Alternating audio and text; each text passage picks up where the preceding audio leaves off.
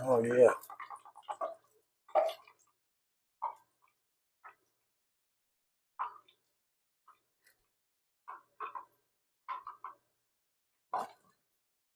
Dang. Woo. They look good. What's up, my friends? Many years ago, I worked at a place called Shoney's.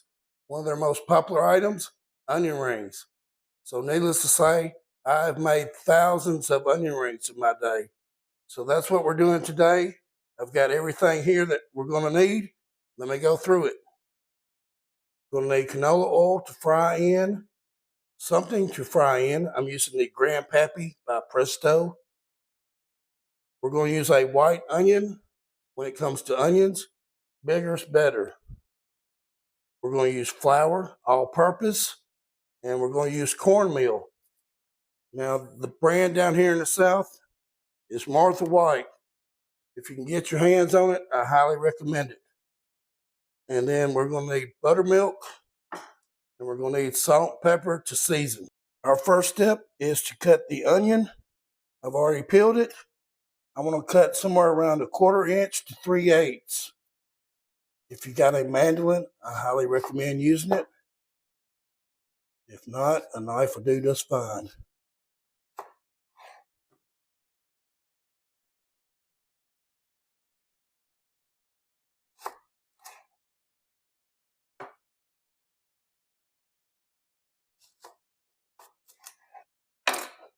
Then our next step is we want to ring them. Try not to break them.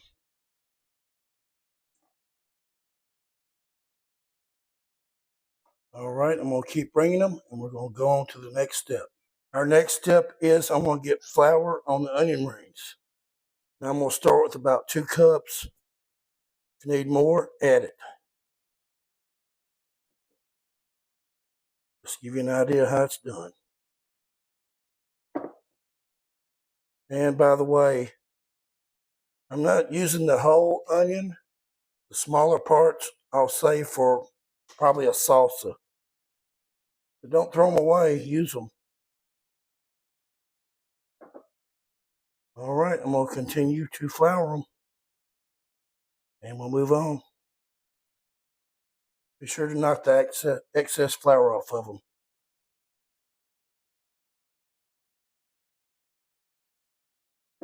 All right. My next step is to make batter for the onion rings. I'm going to start with 2 cups. Now, usually I don't even use a recipe. I just eyeball it. But if you want, by all means, go for it.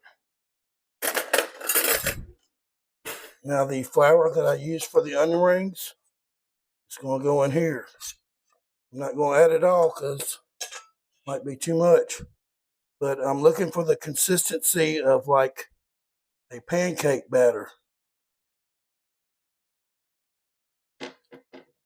And by the way, buttermilk, make sure you give it a shake before you use it.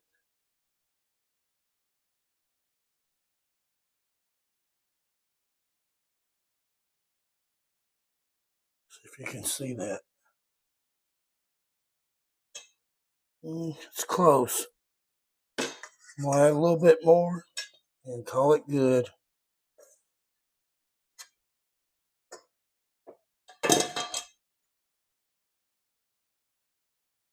All right, let me set up for the next step. And we'll come right back. Let me give you a quick look at what this batter looks like or consistency you need. Kind of leaves a trail through it. Kind of looks like a thin mayonnaise. Wet hand, dry hand.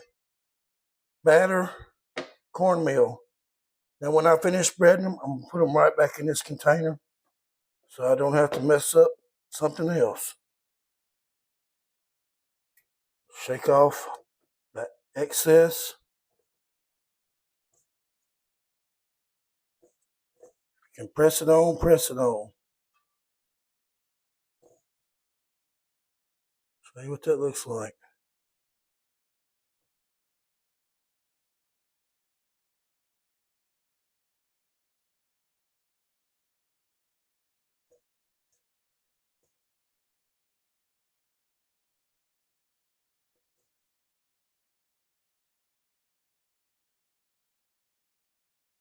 All right, let me do one more so you have an idea.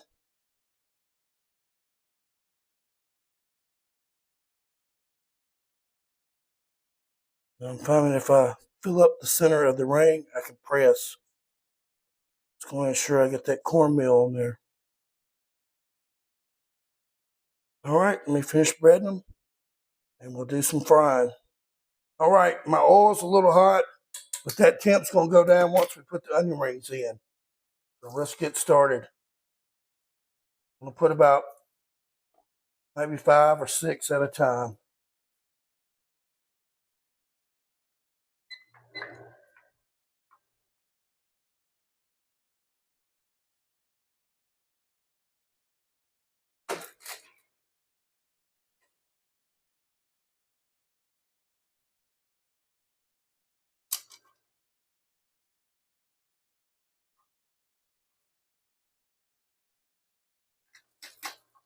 Looking good. Let's check that temp. I don't have any temperature control on here other than to unplug it.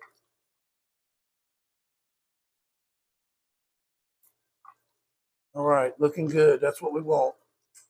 We want to try to stay around 350.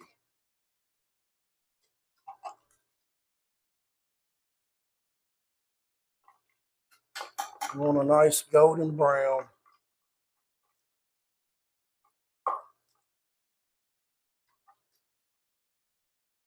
We're almost there, guys and gals. Push them down so they get submerged in that oil. Oh, yeah.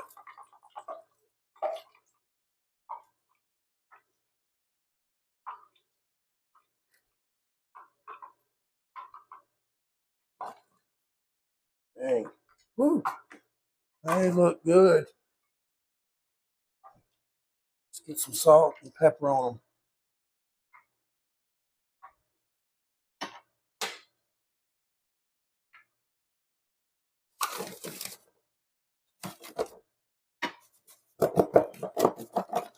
Ooh, man, they look good.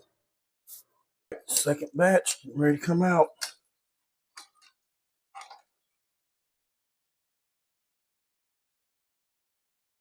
Ooh, man, I'm hungry. Get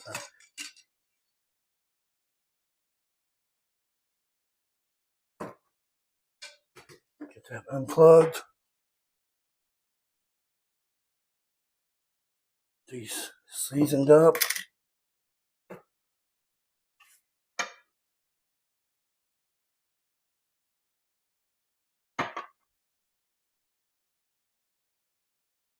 All right, let's give them a try. All right, one more look before I tear into these. I'm gonna get that biggest one. Try it by itself.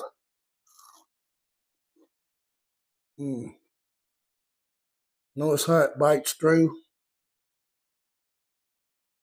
That's exactly what I want.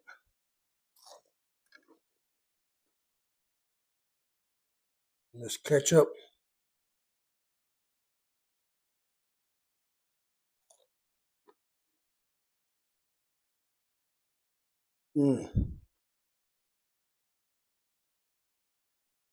Delicious, craveable. 10 out of 10. I know that's how I rate them all, but these are delicious. All right, my friends. I hope you'll try this recipe. Not very hard, but it's very delicious. All right, be safe and good eating.